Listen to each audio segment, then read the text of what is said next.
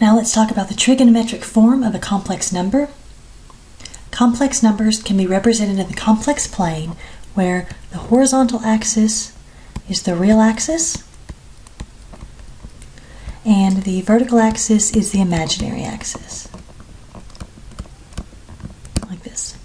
So we plot points the way we normally would, except for we'll plot a real part and an imaginary part the same way we would a point. So we'll try one of those in just a minute. The absolute value of a complex number, a plus bi, is the distance between the origin, 0, 0, and the point AB. If you think about that, that's just the Pythagorean theorem.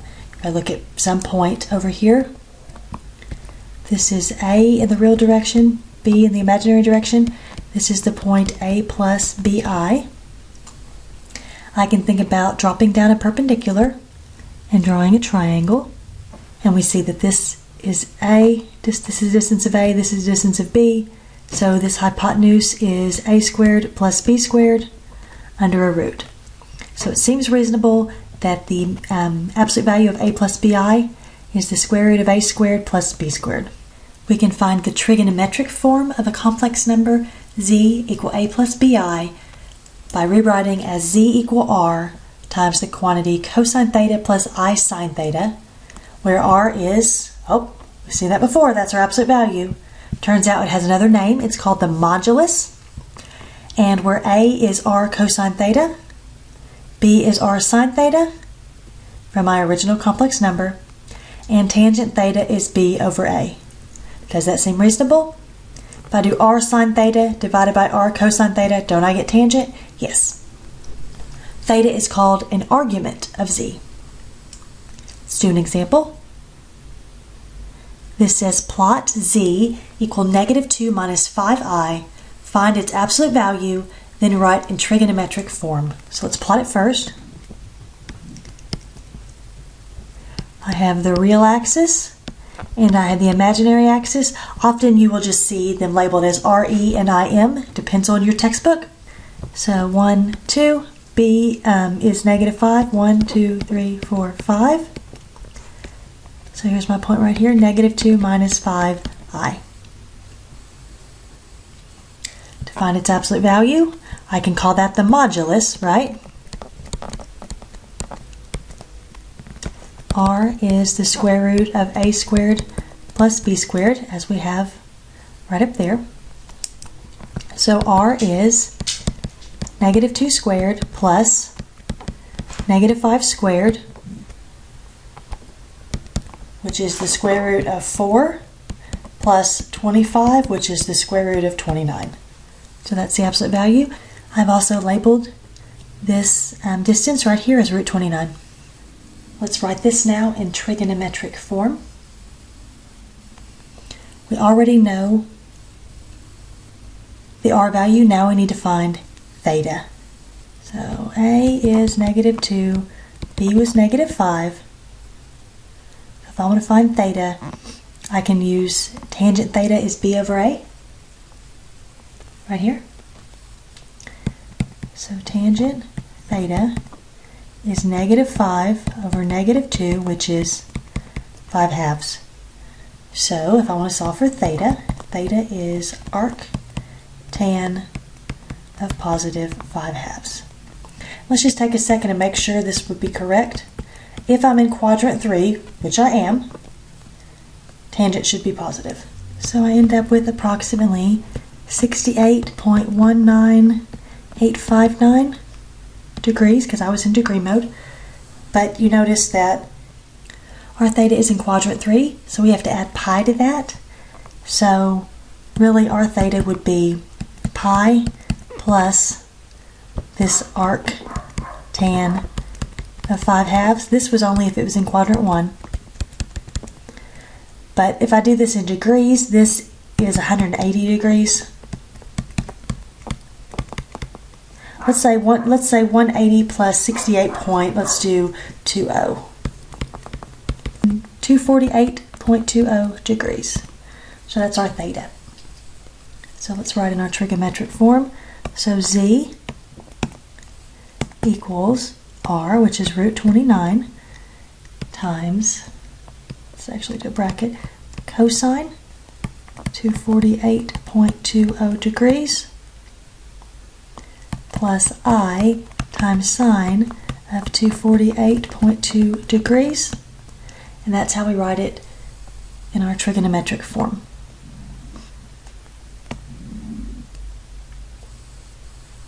Let's do another example. Write the complex number root 48 cosine of negative 30 degrees plus I sine negative 30 degrees in standard form, then we'll graph it. We know z equal r cosine theta plus I sine theta, where r is, in this case, root 48, and our theta, the argument, is negative 30 degrees. So we want to change this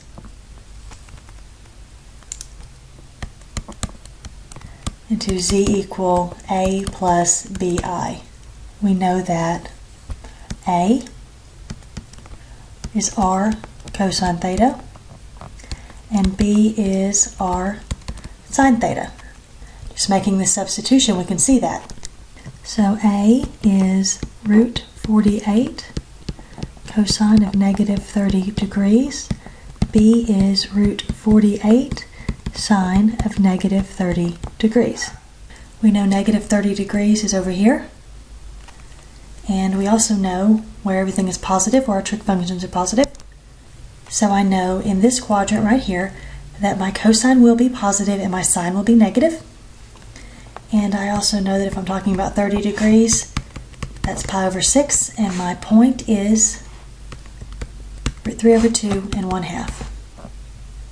Cosine, comma, sine. So A, if I use this terminal point, will be root 48, and cosine of this in this quadrant will be square root of 3 over 2. B is root 48, and sine of negative 30 degrees will be the same as sine of positive 30 degrees, which is sine of pi over 6, which is 1/2, but I'm in quadrant 4, so it's negative.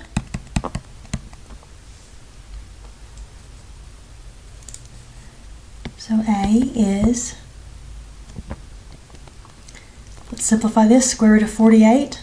48 is 2 times 24, which is 2 times 12, which is 2 times 6, which is 2 times 3. So it's 2 to the 4th times 3. If I put this under a root, this 2 to the 4th, which is root 16, comes out as a 4. I have 4 root 3. So this is 4 root 3 times root 3 over 2. I can reduce the 4 and the 2 to get a 2 over 1, and this root 3 times root 3 becomes a 3. So I really just get 6. A is 6. That's awesome. And then B is 4 root 3 over 2. I have the negative in front. Can reduce this as well, and we get negative 2 root 3. So Z equals A plus BI. So 6 minus 2 square root of 3 times I. I'm supposed to graph this.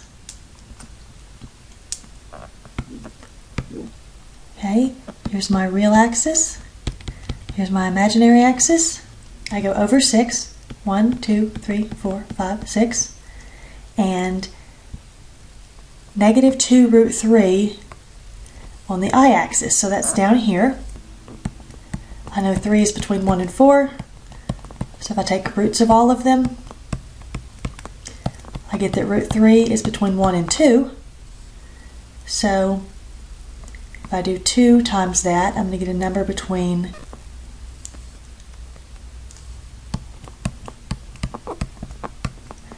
2 and 4. Turns out if I type it in my calculator, I get 3.46 something. 1, 2, 3, 4. So I have a point like right here. And if you look at the other picture we drew, does it seem reasonable that it's on 30 degrees in the counterclockwise direction? The clockwise direction? Yes, it does. And you've been wondering this whole time why we care, why we would ever do this, why we would ever change it from A plus BI, which looks pretty simple, pretty concise, and make it look even more complicated. Well, here's why. If we change our complex numbers from z equal a plus bi into this other form, z equal r cosine theta plus I sine theta, we can easily multiply and divide complex numbers, and we're going to find later we can actually raise them to powers very quickly, very easily. So if I have two complex numbers, z1 equal r1 times cosine theta 1 plus I sine theta 1, and z2, which is r2 times the quantity cosine theta 2 plus I sine theta 2, I can multiply them by multiplying the moduli, that's plural of modulus, and I can add the arguments. So I still have cosine, but I take this theta 1 and this theta 2 and I add them. I still have sine, but I do theta 1 plus theta 2. So if I multiply, I end up adding the arguments. I know that if I multiply, the inverse operation of that is division. What's the inverse operation of addition? Subtraction. So if I take the quotient, which means I divide z1 by z2, I end up with r1 divided by r2 times this quantity, which is cosine of theta 1 minus theta 2 plus I times sine of theta 1 minus theta 2, as long as I'm not dividing by 0, because that's bad news. So let's do an example. Perform the operation and leave in trigonometric form. Okay, do you see that I have a complex number divided by a complex number? Does everybody see that r1 is 3, theta 1 is 50, r2 is 9, theta 2 is 20, and these are both in degrees. Everybody see that? So I'm going to rewrite this as 3 over 9, and then I'm going to do cosine of theta 1 minus theta 2. So I'll have 50 degrees minus 20 degrees plus I times sine of 50 degrees minus 20 degrees.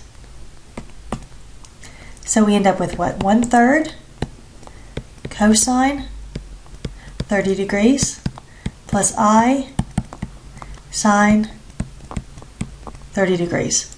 Let's clean up. I get 1/3. I know 30 degrees is pi over 6, which means my point will be root 3 over 2, 1/2, and it goes cosine comma sine. So cosine of 30 degrees is square root of 3 over 2. Sine of 30 degrees is 1/2. So we get 1/3, and I end up with root 3 over 2 plus 1/2 times I. That was actually pretty nice. Think about if you divide complex numbers, you have to, get everything in terms of your i's, and you have to multiply by the complex conjugate of the denominator and clean everything up. This really wasn't that bad.